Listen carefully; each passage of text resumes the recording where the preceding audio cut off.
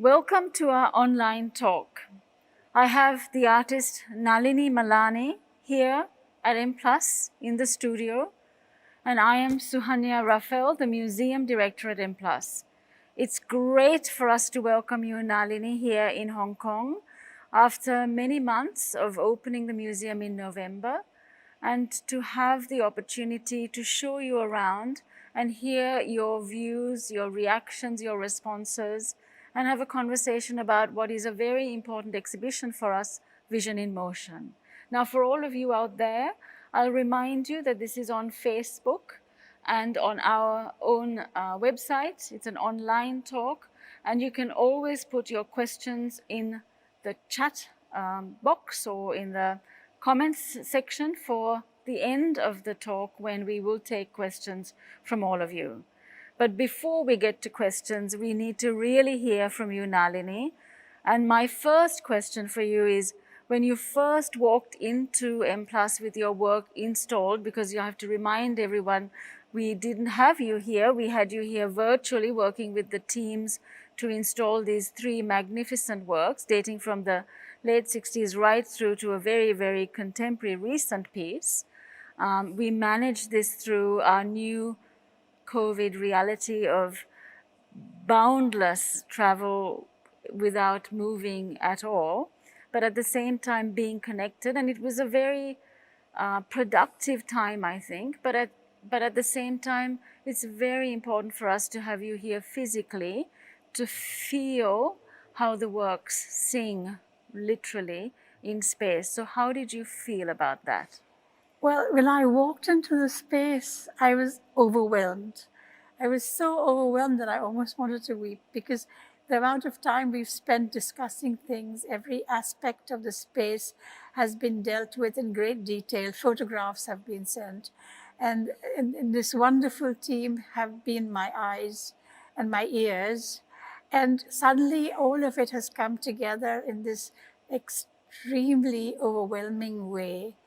I mean, for me, it was like walking into a cathedral, because the span of the space, it's 9 meters high. I was initially daunted with the initial plan, and I said 9 meters. And I think the way the artwork is spanning the entire space, it's worked out, and it's worked out because there were so many people. The expertise of the museum and their eyes have made it really a success. And I'm really extremely happy. I just think for us, I look at the architecture of the whole of the museum, and it's a very beautiful, superb piece of design, working very closely with the museum team to realize a vision for a cultural institution for Asia, a global institution with a deep root that's local as well, and the relationship between the outside and the in. But the studio space, which is part of the found space, is really the foundation on which the institution is built, the shoulders, if you like. It holds up. And to have worked with you and these three works, remembering Mad Meg behind us, the shadow play, the very early work, Utopia, the diptych, and then the new work, which is something that's extraordinary because you worked on an iPad making these works with your hands, literally drawing, are three very different works, different times, different issues being addressed, but at the same time, the architecture, how you also worked with the curators, with Dorian, with Olivia, the team, on imagining the work as well, and using the height. So with remembering Mad Meg, the shadow plays, by stacking the two cylinders, that was an incredible decision. What made you think that? Well, it's again the architecture itself that's really spoke to me, and this is how we then realized it. This is the first time remembering Mad Meg has been shown in this fashion, one over the other. And I think that because it just fills the whole volume of the space, it has that, again, as I said, looking at stained glass windows in a cathedral. And then the architecture is one of the dominant features throughout the work, through all three works. Because here it spans the entire 9 meters. In the case of Can You Hear Me? It's like the writing on the wall. The wall everywhere is the main element. The diptych has actually to do with concrete. It has to do with new buildings in India and the new kinds of architecture that were promised to the new India. So it has such a lot of meaning in architecture and the architecture material that I think that this was one of the main reasons why I think that the three works work together. Yeah. I mean, also a very clear decision that you made and an instruction was to make sure that the concrete would be seen. Yes. You know, as a moving image artist, there's this sense that the support needs to be somehow clean or pristine, but there is the palimpsest of these works is that you allow that the backdrop, actually, the architecture, to be an intrinsic part of how the work is expressed. Well, concrete is really, for me, symbolizes modernism. And I would never want to, I mean, the richness of the concrete and the paint cannot do what concrete has done here. The shades of the concrete, I wanted that to come through every now and again in the shadow play itself. The shadows fall over the concrete, giving each shadow different nuances. It's not a flat gray in the shadows, but because of the concrete, the texture of the concrete, it activates the shadows. You also spoke about graffiti for, Can You Hear Me? The really wonderful thing about the shadow play, which is a proto-cinematic device, really very early way of thinking about moving images.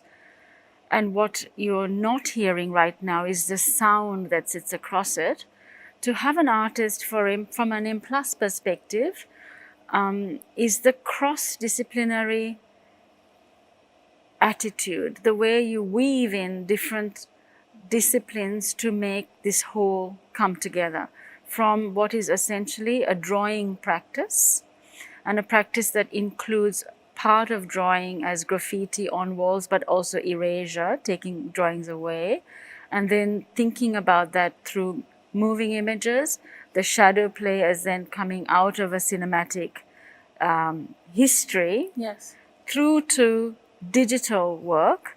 It's for M+, this is like an artist that is completely encompassing art plus. The idea that in the world today, visual culture so rich, the promise of so many different techniques being used and then being expressed in this incredible architecture. Just let's go to Can You Hear Me? The other part of the decision that you made was to let these images bleed out around the edges, to curve around the edge onto the floor, so that you are aware of the structure of the space, but at the same time, you're looking at these images as shadows, erasures, pieces of drawing, and text that come and go. Maybe you can describe to me how you began thinking about making this work from an iPad. Why did that happen? What was the circumstances that led to this work? Well, the drawings, they are animations, but they're all hand-drawn on the iPad. And for one thing, this particular app on which I draw doesn't have the feel of a digital drawing. It really feels like a real drawing with art material, etc. But the animations are like thought bubbles for me. And the thought bubbles came about because I was reading certain, there were texts from sociology, anthropology, social sciences. And in some sense, that text was reflecting what was happening around me. COVID brought in a number of factors about humanity itself. And these are the aspects which were, on one hand, very painful. And in some sense, I wanted to address them, but didn't have the words. But the words were there in the experts' language of the sociologists, and Yes. I wanted to combine it, my thought, the language, and then an image. And that's how the images popped out. And that's how I was able to work on these. And this went on for about 2 years. And it So was this work really does respond to that moment of COVID coming, Yes. the isolation, Yes. the intensity of reading texts, and reflecting on our reality. Yes. But also a reality in India where the first wave of COVID had the migrant workers having to leave the city, and Yes. the devastation of That's that right. Yes. fact. Yeah, Yes. yeah, And the kind of very painful scenario that was being played out yeah, in India. I mean, how to cope with it, yeah. how to come to terms with it. And well, of course, one can't. Yes, But all I could do is draw. yeah. That was all I could do. You know. I think the other really wonderful part about the work, of course, it has this darkness around where it springs from, but at the same time there are avenues to think about hope and where to next.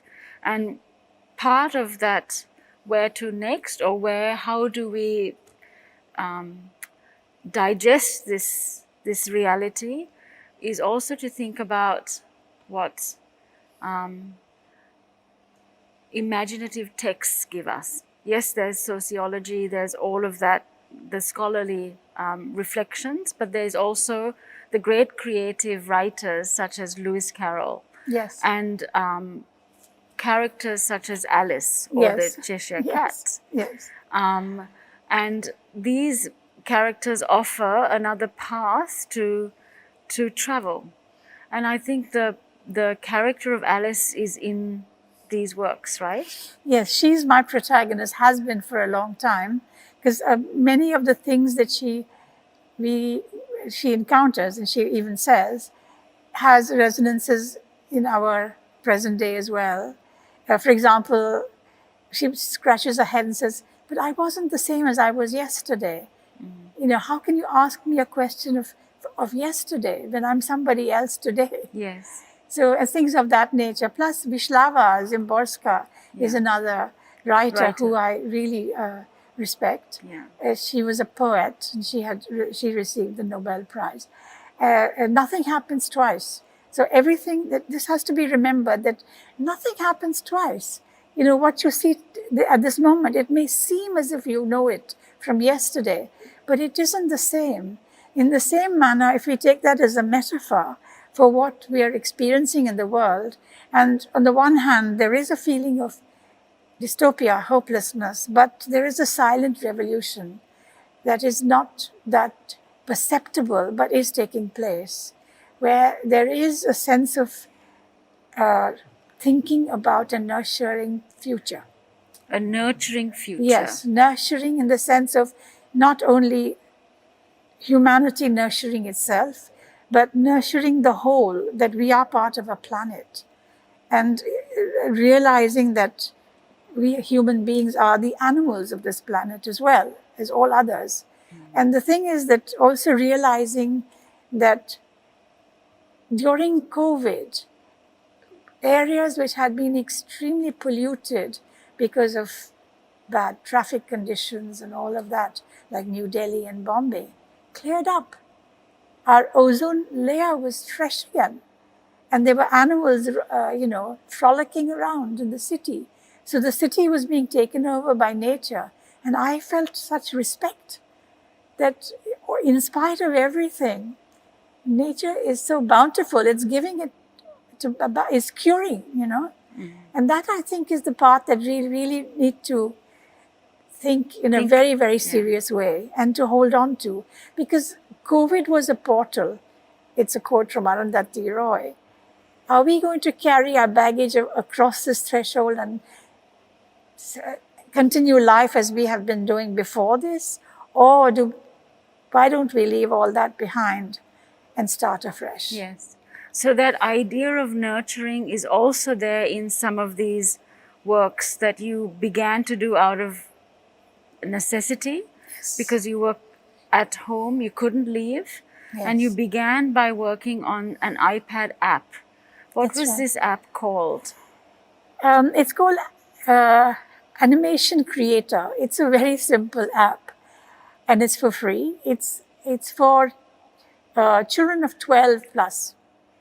And so when I first showed this work, and it was invited to be shown at the Goethe Institute in Bombay, there was a group of schoolgirls who came in, young girls, 10 to 12, and they came to me and said, I'm sure your grandchild is here. Can she tell us what was the app that she used for these animations?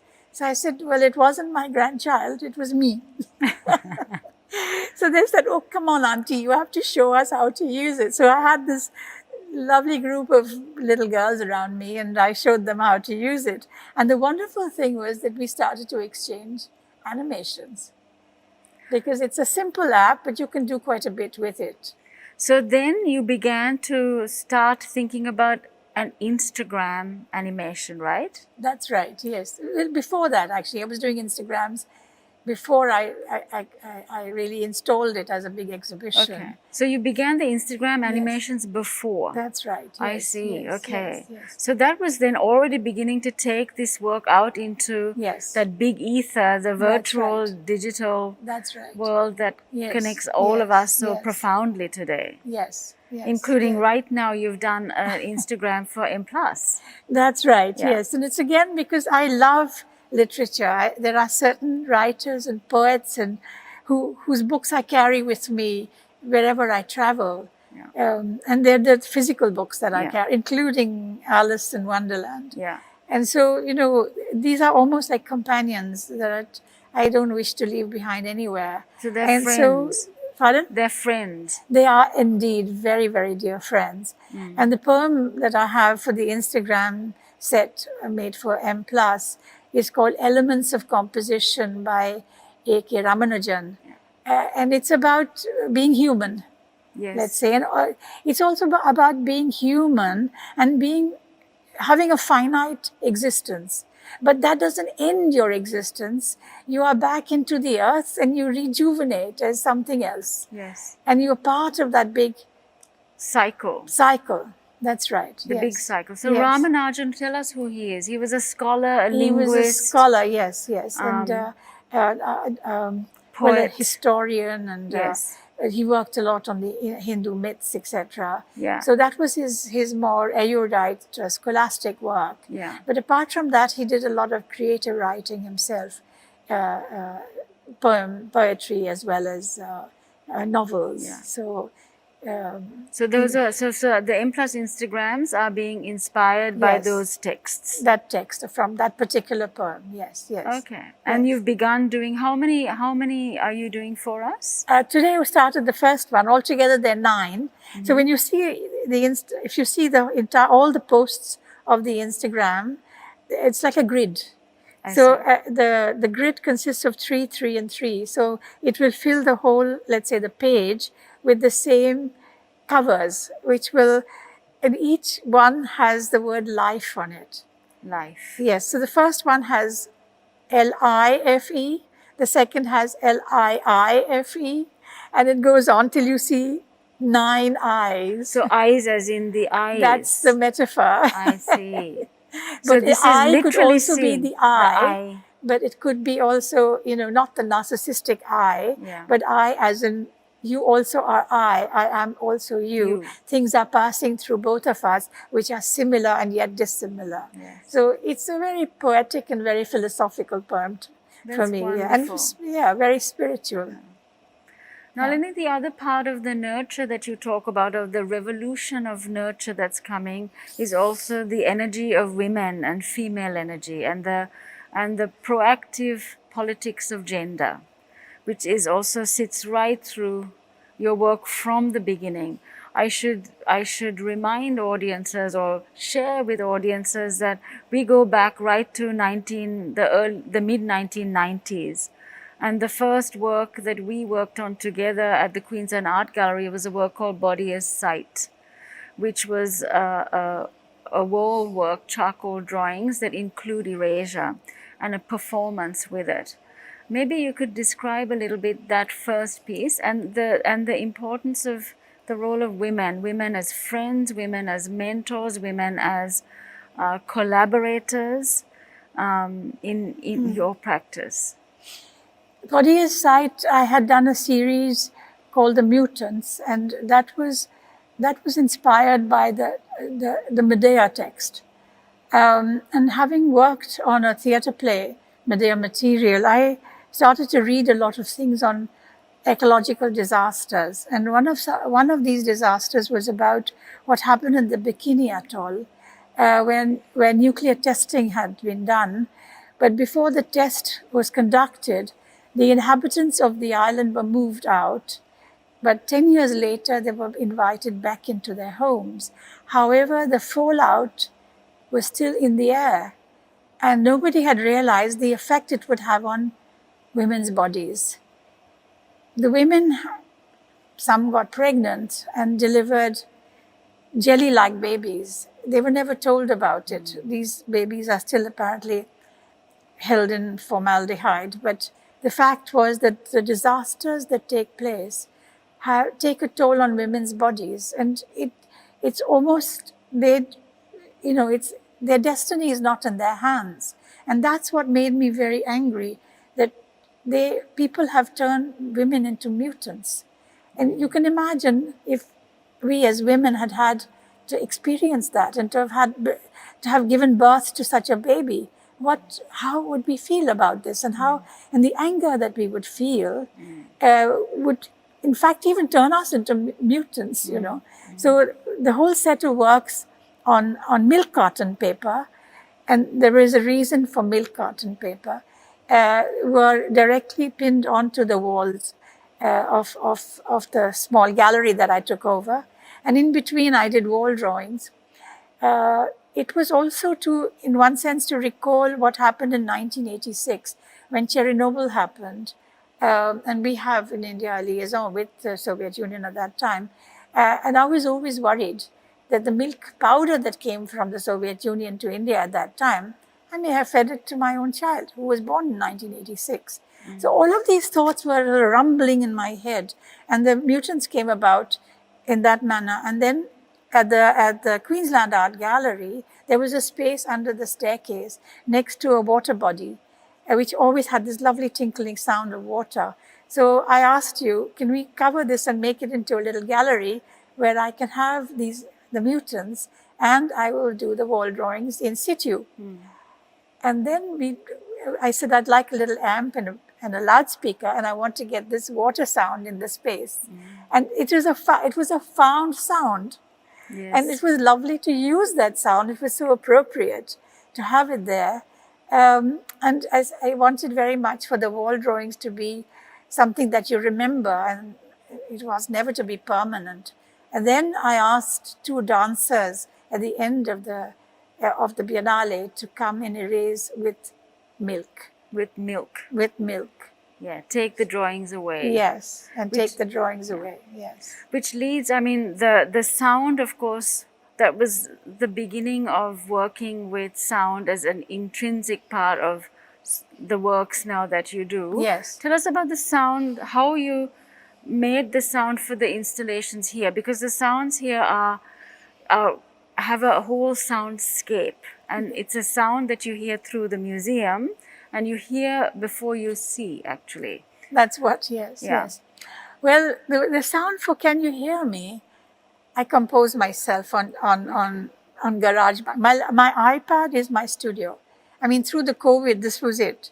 I had my animation app, and I had GarageBand, which has a lot of instruments. And this, I can layer almost like an orchestra, you know. I can have the piano or a flute, and then a percussion, and, you know, I can make sounds myself and, Yes. and riff them. And so there's a lot you can do. I mean, I'm not a musician, nor do I read music, but I do have a memory for sound. And I'm able to replicate anything that I might hear or has stayed with me. So that's how I did the GarageBand compositions, let's say. It's really with a poverty of means. And I like that. Yeah. I mean, even charcoal on the wall the poverty of means. And Yeah. with that poverty of means, if you can create a universe, what more does one want, you know? Well, there's no question that you have created a universe and more. I mean, it just continues to be populated with such rich text, images, and a layering of thinking that brings people in and makes you pause and Yeah. think, and you really have to excavate it to Yes. Yeah, get that's the word, excavate. to get Yeah, through yeah. to So understanding. Yes. But it's, I want to seduce. Seduce. I really want to seduce people to look at the twinkling lights, to look at the colors and come in and say, oh, and even take selfies and all of that. Yeah. But then there's something else happening, and then you go one step further. And as I always say, it's really a three-bodied relationship. It's not the art without the viewer is sleeping. It's really the artist, the artwork, and the spectator. The three really wake up the art. Yes. And let's not forget that I may not be here a few years down the line, but there will be other spectators who will come with their own histories, and they will have their own ideas about what the work is about. And that's interesting. And that's what's really dynamic about the work. The sound for Mad Meg, I composed it with a young composer. What I would do is I would try to give him the sense of the ambience I wanted. And on his setup, I would try to riff a few ideas, and he'd pick it up really quickly. And I use my voice. A lot of it, what you hear, is my voice. Yes. So I don't have a great voice, but he's able to do a lot with it, which is his genius. I mean, the other very interesting part about the installation in the studio is the fact that the sound bleeds in and out of the installations, and it's a total soundscape, and there are two very distinct sound tracks for the two works, but they are sitting on top of each other. Yes. And of course, I don't know how much you realized that when you were online, and whether there was a very distinct difference of the experience of understanding the reality of that encounter when you came in. Well, when we were working online, I requested Olivia and to walk around and see how it felt. And again, it was her ears that helped me a lot. And when I came, actually, there's a sweet spot in this space, and that's really excellent. And that sweet spot, everything separates. It's right there at the apex of the gallery.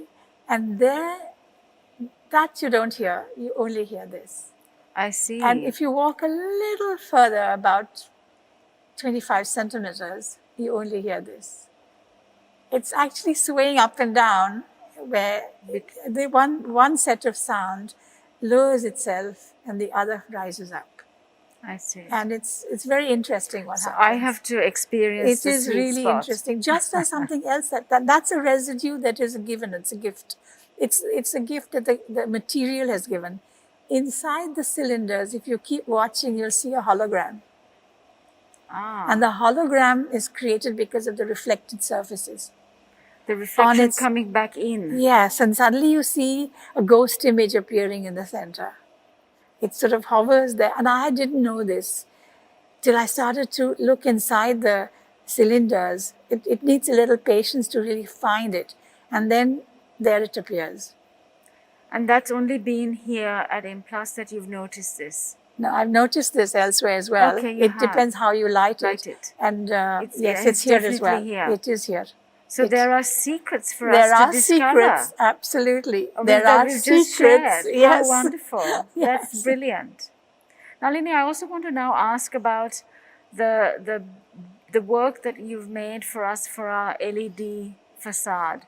As you know, we have, as a museum of visual culture, the moving image is a very important part of the disciplines that we explore. Of course, there's art, there's design, architecture, and moving image. In the studio, we've explored moving image in very particular ways, as drawing, as shadow plays, as erasure, as digital images. So we take that digital image right out now into our LED facade, which is a large billboard, if you like, that looks over. 65 meters by 100 meters. That's right. It's 110 meters, sorry. 110. That's Yes. right. 110 meters across and 65 yes, up. Yes. So again, how did you feel about working on that screen to begin with, and then what were the ideas that you pulled into place for In Search of Vanished Blood? For one thing, I really loved having this opportunity, because for me, art of this kind, I mean, the moving image, I really appreciate people doing that. It is out in the open and it interacts with the public, but it's never permanent. Sometimes you have a permanent sculpture which can look terrible for the rest of your life, but here it comes and goes. And also the fact of getting an opportunity to address a city with this kind of skyline and the water, etc., is a very special, it's very special. To experiment with something of this nature, because these LEDs are of a different kind.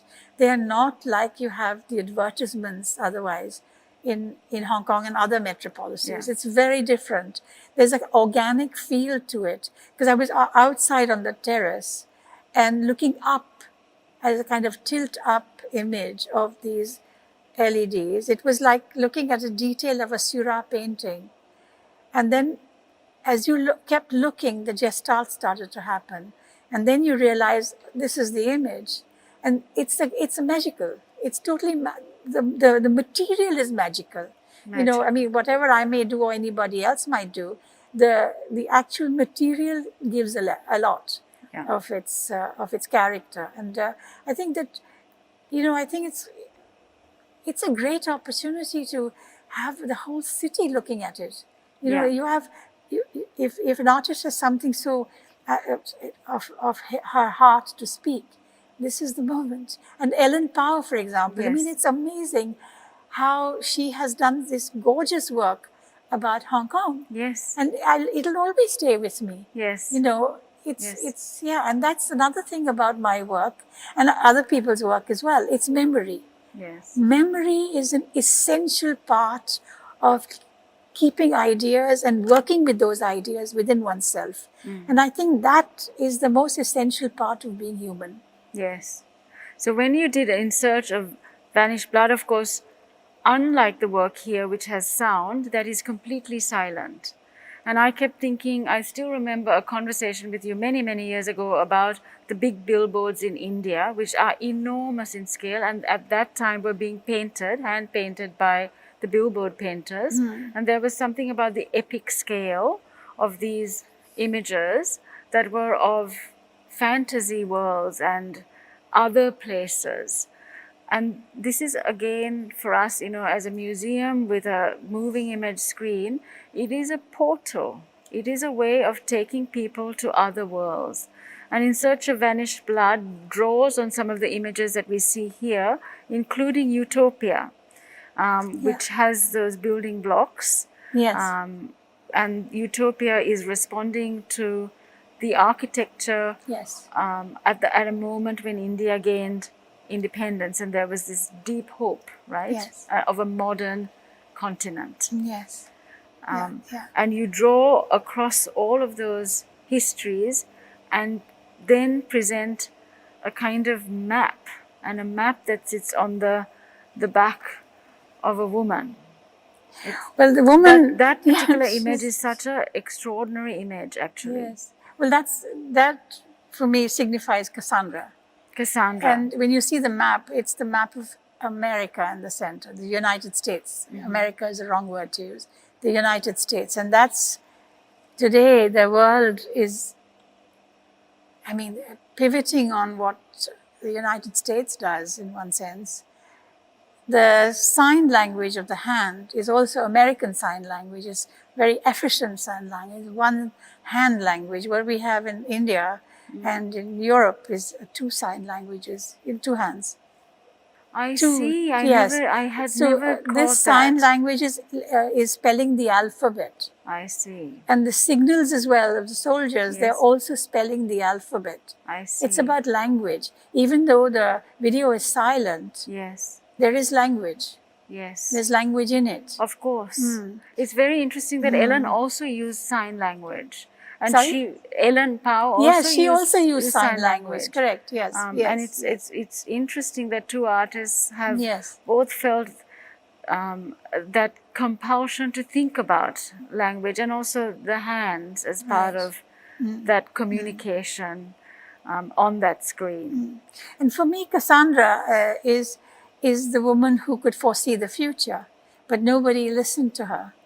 And I think that has to do with female instinct. And it's not that female instinct only belongs to the woman. That instinct, which I call female, exists in all human beings. You just have to tap it.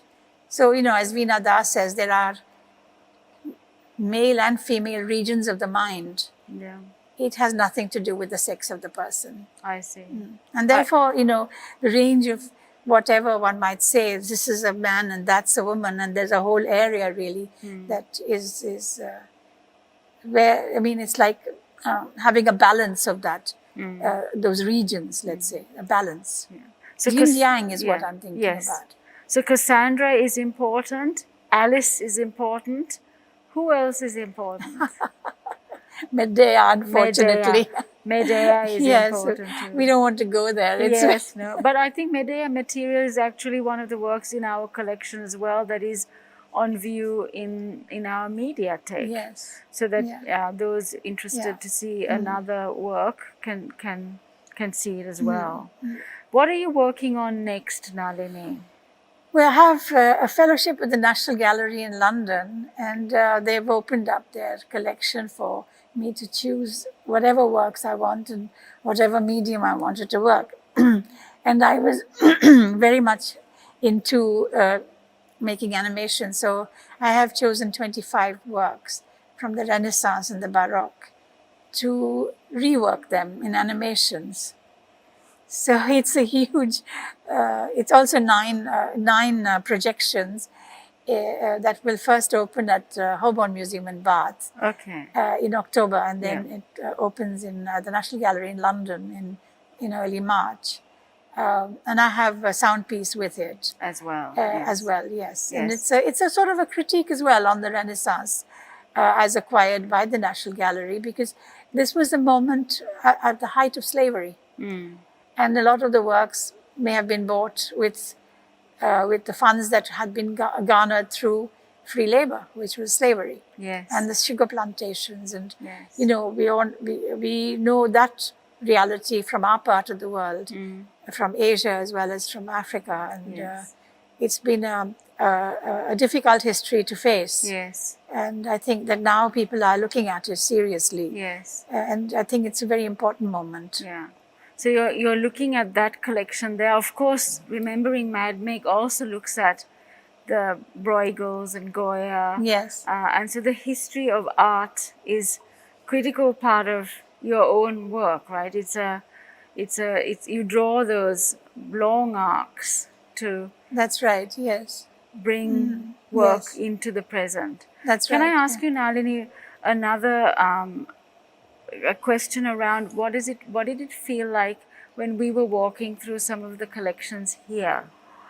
This is a world-class museum. I am so thrilled to be here. I mean, I was just waiting for you to ask.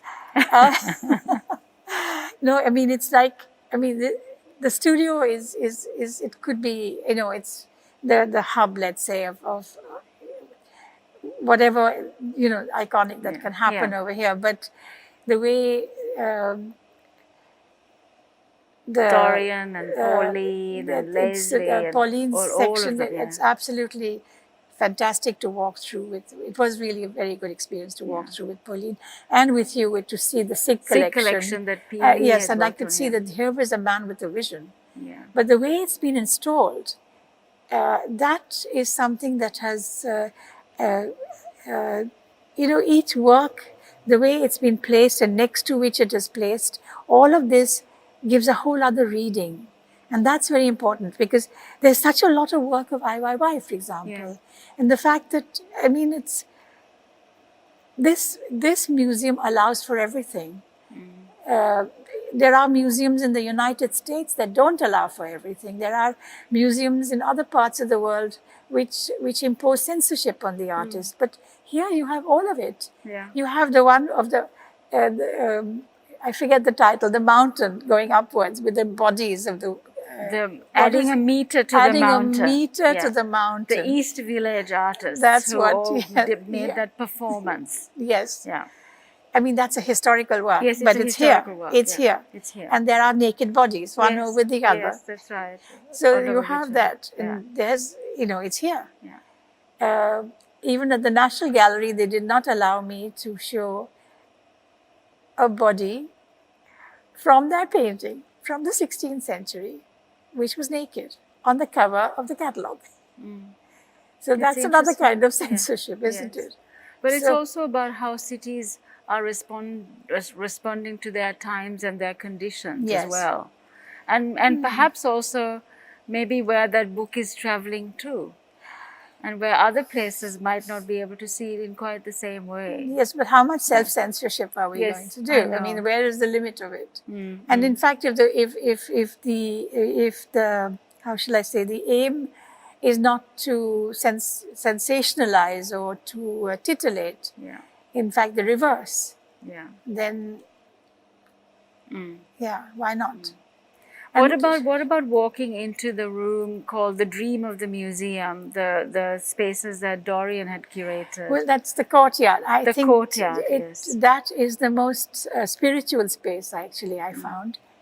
Because that's also where, to say a cliche, East meets West. And there you see it's not really meeting the West, it is melding. It's where the melding of with John Cage and the I Ching, Namjoon Paik and Marcel Duchamp, Yoko Ono. Now, all of this creates a kind of ambiance where the language is already changing, And the whole idea of art at that time was also changed. In fact, Duchamp, forget about art, I only believe in life, is what he said. And he's the one who also said that I only work because there is a spectator. And for him, the spectator was of utmost importance. So many of the ideas that we are speaking about today have come from that period, with this melding of the cultures of the East and the West. And that, for me, is the heart. Yes. Is the heart of this museum, the Yes. courtyard.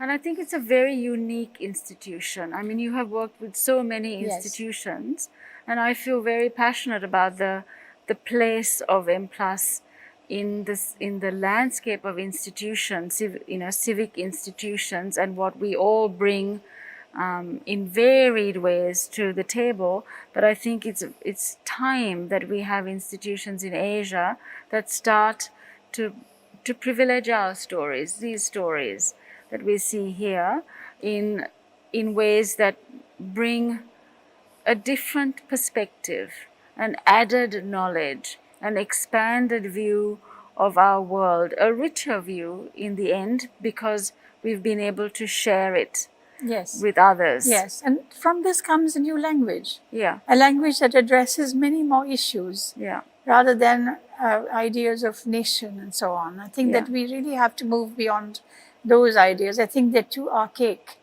borders and nations. Yeah. I think that it's really time to look at the planet as a very small space. yeah. It's going back to that nurturing Yes. of a new time. Yes. And it's a really wonderful way to think about the world into the future as an optimistic and hopeful way, while recognizing and seeing and being very clear about the fact that there is division and difficult challenges as well.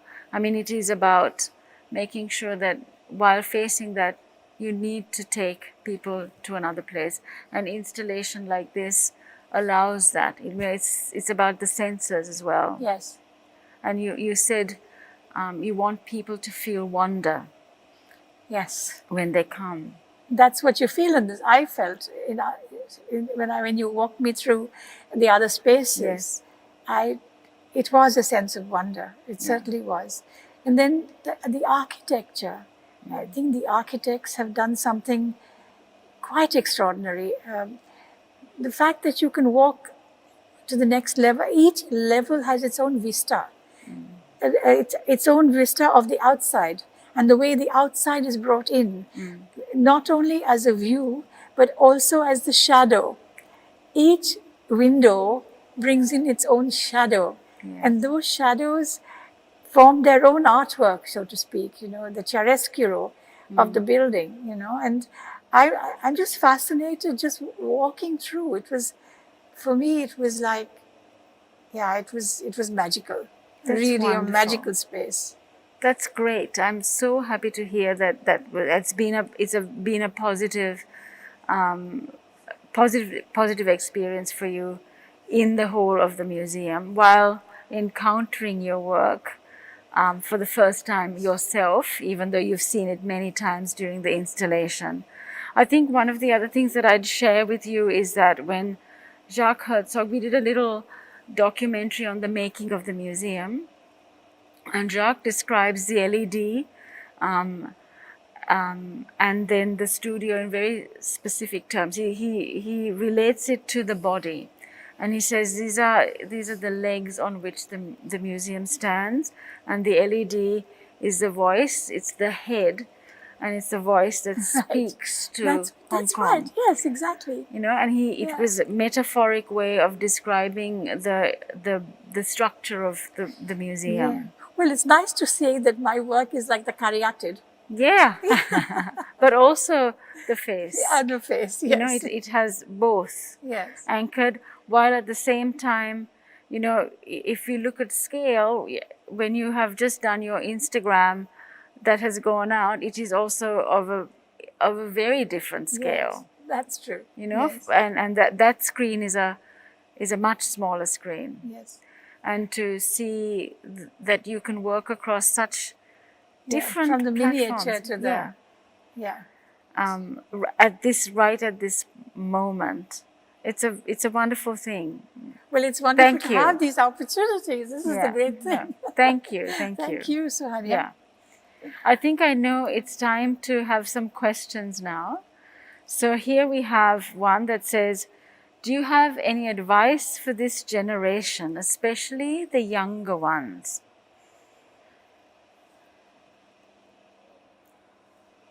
What would you say, Nalini? Listen to your own heart.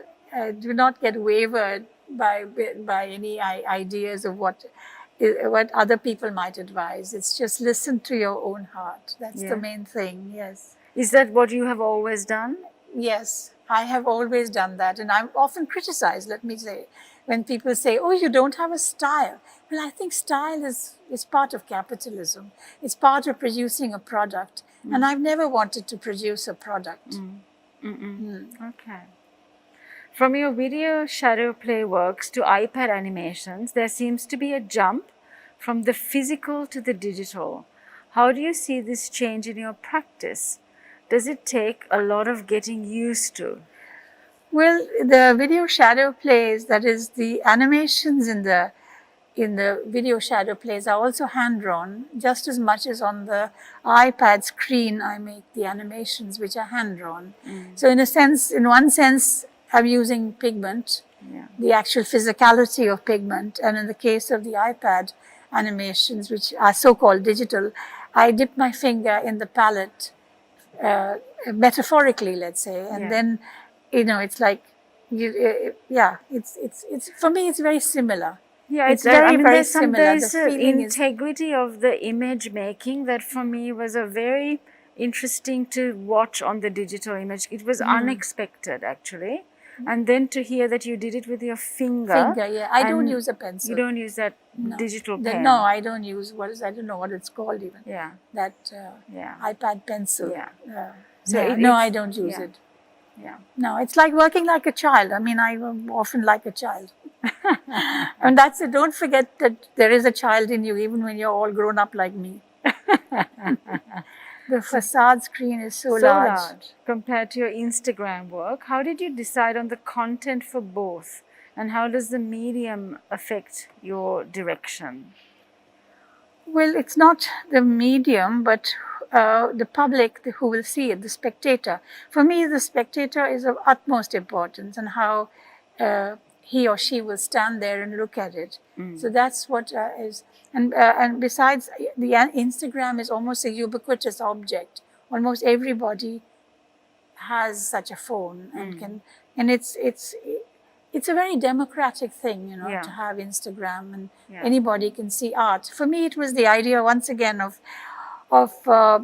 saying that art is for everybody, free.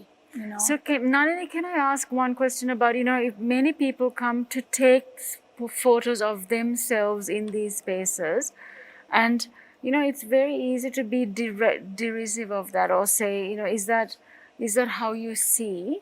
But I think we have to take that very seriously. If that is also how people begin to arrive at work through, it's almost a witnessing and being an affirmation of I was there, here it is, Right, you know, I've yes. seen it. What do you think of that Well, practice? as I said, you know, the person who comes in and wants to take a photo of herself with the animations,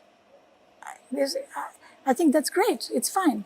Because I think that just as much as we take pictures of ourselves against monuments and things like that, whether it's the Taj Mahal or it's the fountain in Rome, etc. Similarly, this is part of the same thing. I was there. I also was saw there. this. I witnessed it. I could speak about it. And then you take away part of it, and it stays with you. It's part of memory. Yes. Memory. Yes. Making memories. Making memory, yes. And memory does a lot of things. You know, you see something and you absorb it and you have a thought about it, and then it comes into your imagination, and the mixture of the imagination and the thought gives you an idea.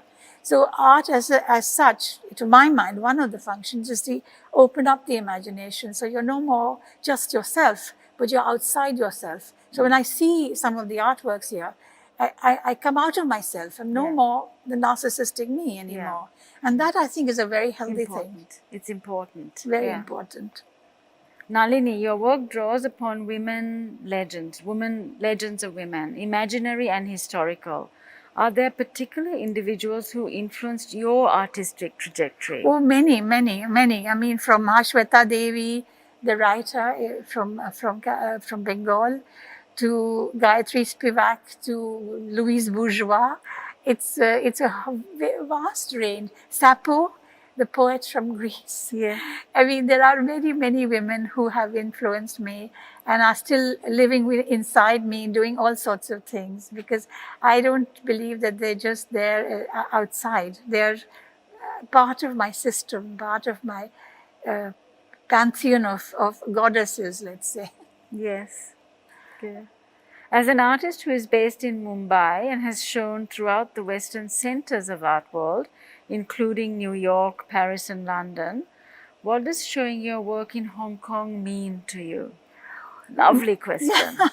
More than anything else, it's Hong Kong because it's Asia. It's Asia. And I think that this is a world-class museum that we can be very proud of. It's also, you know, how shall I say it? Really, it is the global hub, let's say, where all cultures come together. And this is the place where a new language will develop. And I think this is the center of hope. That's a magical thing to say, that this is the center of hope. It is. Can you imagine Hong Kong? This is, I mean, I know the history of this city, you know, from the time it's had the, you know, the beginnings of the Opium Wars, etc., the connection with the Bombay merchants. Yes. I went to a school of art established by Sir Jamshedji Jijiboy, who earned a lot of his money through opium. And obviously Hong Kong. Yeah. So there's a lot of connections. I mean, yeah, it's been a fraught past. Yes. And I think that it's time, it's over, and it's a new phase has come into this, into our lives because of this museum. I think it's very, very important. Yes. I love that you have that confidence.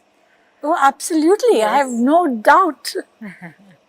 How much does the socio-political situation in India and other parts of the world shape your current work? Well, things pass through me as the winds pass through everybody, and so one can't not have part of all this coming into you. But I try to open up the tapestry and find things and threads that I can use to make a new tapestry, and that's the way I function. I think the reflecting on the world has always been a kind of essential part of how you make your work. It is, yes. And the world events as they unfold in different parts of the world as well, but also from where you stand. You've always had that very strong impulse to make work that expands on what is happening, but it through very deeply personal language. That's true, yes. Well, the planet concerns all of us. Yes. That one has to keep as a motto, really. We are all part of this beautiful world. This beautiful world. Nalini, with that, I'm going to say thank you. Thank you for coming. Thank you you. for joining us. And thank you for being part of this magnificent It's been a pleasure. institution. And I can't tell you, I can't say even the word pleasure is not enough. It's more than that. Pleasure plus. Pleasure plus. Yes, that's good. That works. Thank you. And Thank good you. night, everyone. Thank you.